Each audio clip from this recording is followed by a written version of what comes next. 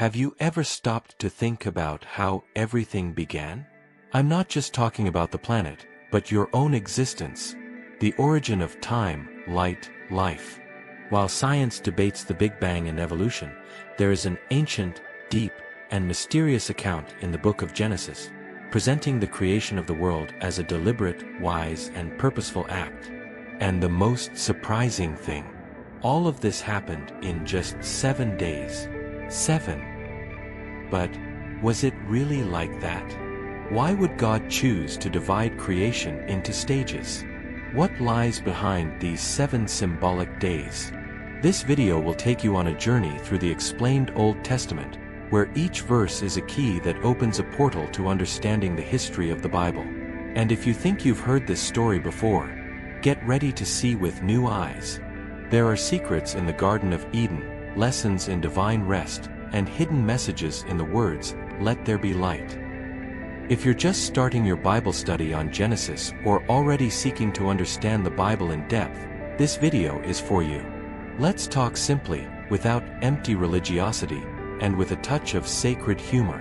Because understanding how God created the world is not just about the past, it's about your purpose today. So stay with me until the end, because what comes next may change how you view life and eternity. Before anything existed, before the heavens, the earth, time, matter, or even light, there was only the eternal, a deep, mysterious, and absolute void. Genesis 1 verse 2 describes this moment with words that echo the silence of the infinite. The earth was without form and void. Imagine that for a moment. No sound, no color, no movement, just a nothingness that cannot be compared to anything. And yet, something grand was already hovering. The Spirit of God, like a promise lying in wait. A living, silent presence, but absolutely active, ready to transform nothing into everything. This Spirit of God wasn't just observing, like an artist in front of a blank canvas. It hovered over the waters, an almost poetic image, yet full of power. It's as if the Creator was preparing the stage for a divine spectacle. In a world without form and void, he was already mentally sketching the outlines of the universe, like a master architect drawing the plan for a cosmic cathedral. And here's something powerful. Even when everything seems empty in our life, the Spirit of God might be hovering, about to bring forth something entirely new. All it takes is knowing how to wait, like waiting for the first ray of light after the darkest night. This introduction to the creation of the world, according to the book of Genesis, invites us to dive into the history of the Bible with new eyes. Not as just an ancient account, but as a spiritual code that still pulses. When you understand how God created the world, your notion of existence changes. The without form and void is not only the beginning of the earth, but also a metaphor for the silent beginnings of any journey. That's why, before we move forward through the 7 days of creation, it's essential to understand this creative silence. Because from it comes the first word, the first light, and with it, the beginning of everything. The creation of the world didn't happen in a chaotic or random way. Instead, the account of Genesis reveals a majestic order, as if each element were perfectly fitted into a perfect plan. On the first day, light. On the second, the firmament. Then the earth, the sea, the plants, the stars, the animals, and finally, human beings. Each stage is a careful stroke by the Creator on a cosmic canvas. When someone studies this Bible story, they realize there's a divine logic behind everything, and that changes how you look at even the sunrise. More than a sequence, the 7 days of creation carry a poetic structure that reveals a divine thought uniting form and function. Days 1 and 4 connect, light and stars. Days 2 and 5, heavens and birds. Days 3 and 6, earth and animals/humanity. This parallelism is a precious key in the explained Bible. Nothing is by chance. There's a rhythm, a harmony, a cadence. Even the number 7, so present in Hebrew tradition, symbolizes completeness and perfection. Those who understand this no longer see the days of the week the same way. And maybe, by organizing your own routine with more purpose, You're imitating the Creator without even realizing it. Now think with me. If God created the universe in stages, with time and intention, why do we insist on wanting everything done all at once? There's something here that goes beyond theology. This narrative is also a manual of patience, of building, and of long-term vision. Those who understand the creation according to the Bible find practical wisdom. Establish order in chaos, name things, respect processes. After all, if even God took time for every detail, who are we to rush ours? And at this point, the narrated Bible becomes a mirror, reflecting not only the beginning of everything, but also how we should walk from here on out. On the sixth day, something different happened. After forming light, the heavens, the seas, and all living beings, God took a pause, but not to rest, and instead, to create with more intention. And then, with words full of purpose, he said, "Let us make man in our image, after our likeness." This changes everything. The creation of the world takes on a new level of intimacy. Unlike animals, humans were shaped with identity, consciousness, and the divine breath. In Genesis, this is more than symbolic.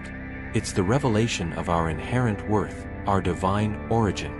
Being made in the image and likeness of God doesn't mean physical appearance, but essence. It means carrying within oneself the capacity to love, create, think, judge, and care. And this comes with responsibility. In the explained Bible, it is understood that Adam was not just the first man. He was a symbol of all humanity. He could name the animals, cultivate the earth, and make decisions. He was not a divine robot, but a partner with God in managing creation. And this calling remains to this day, to be stewards of the world, life, and morality. No wonder this is the foundation of any Bible study on Genesis. Now think, if we were created with such purpose, why do we still carry feelings of uselessness? The truth is, many people still haven't understood that carrying the image of God is like having an invisible mark of royalty. This changes how we treat others, and, more importantly, how we treat ourselves. The Bible for Beginners teaches this clearly. No one here is a cosmic accident. And if God entrusted humanity with responsibility over all the earth, it's because he sees something grand in us. But to understand this in depth, we must return to our first home, the Garden of Eden. Imagine a place where everything was harmony, perfect weather, nature in full bloom, no evil, no pain. This was the Garden of Eden, humanity's original home according to Genesis. There, Adam and Eve lived in direct communion with the Creator. No distractions, social pressures, or notification sounds, just peace and purpose. The creation of the world culminates in this garden because their God wanted to dwell with humanity. The Eden was not just geography, it was a state of ideal communion. And this is why many still feel a longing they can't explain. It's the remembrance of a home that the soul knows. At the center of this paradise were two trees, and not by accident. The tree of life represented immortality and continuous access to the presence of God, while the tree of the knowledge of good and evil brought a limit. And here comes a crucial point in the Bible explained. Freedom without limit is not freedom, it's chaos. God placed humanity there with a mission, to cultivate, to keep, to obey. It was like being the guardian of the universe itself. Those who study creation according to the Bible understand that Eden was more than beauty, it was spiritual responsibility. And this directly connects with how we care for our environment today. It's curious to think that even in paradise, there were choices to be made. Eden was perfect, but it wasn't static. Humanity had an active role, to act, decide, obey. This model, described so richly in the story of the Bible, serves as a mirror for our present life. Each of us lives surrounded by gardens, opportunities for growth, communion, purpose. But we are also confronted by trees of knowledge, choices that test our character. The Old Testament explained makes it clear. True freedom is knowing how to choose well. And it was precisely this freedom that paved the way for what would come next. the seventh day, the day of divine rest. After 6 days of creation, of lights, waters, beings, and humanity, God did something surprising. He rested. That's right. The creator of the universe, who neither grows weary nor faint, chose to stop. Not from exhaustion, but by intention. The seventh day in Genesis is a powerful mark. He sanctified this time, separating it from the ordinary rhythm of life. The creation of the world did not end with action but with pause, as if God were teaching, from the very beginning, that the balance between doing and being is essential to living with purpose. The Sabbath, therefore, arises as a sign. It is not just a day off, but a living reminder of the covenant between Creator and creature.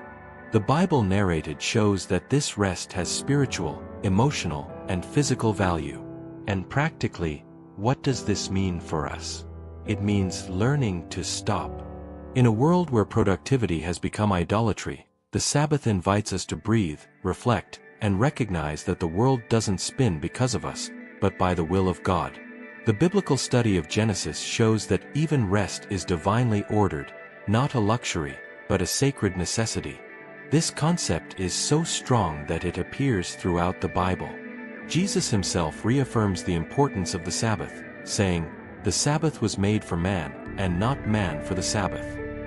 In other words, it's a gift, not a burden. If God created everything in 6 days and rested on the seventh, why do so many insist on living without pause, as if they were eternally self-sufficient? The Bible for beginners makes it clear.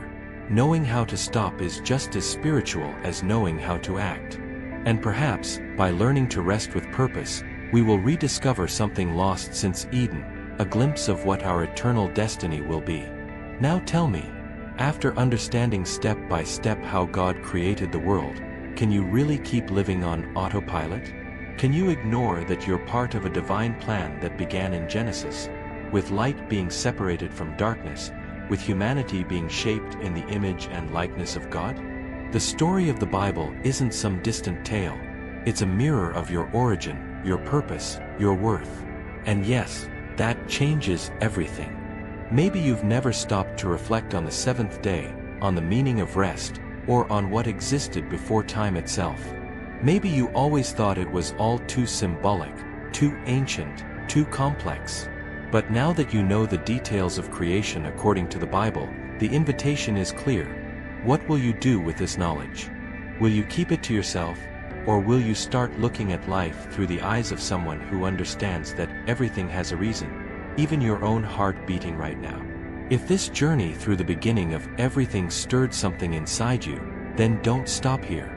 Subscribe to the channel Faith Between the Lines, hit the notification bell, and come with us as we explore more of the secrets behind the Bible explained. Here, you'll learn about the Bible narrated, from Eden to Revelation, in a way that's simple, deep, and truly eye-opening. And tell me in the comments, which part of creation touched you the most? Let's talk.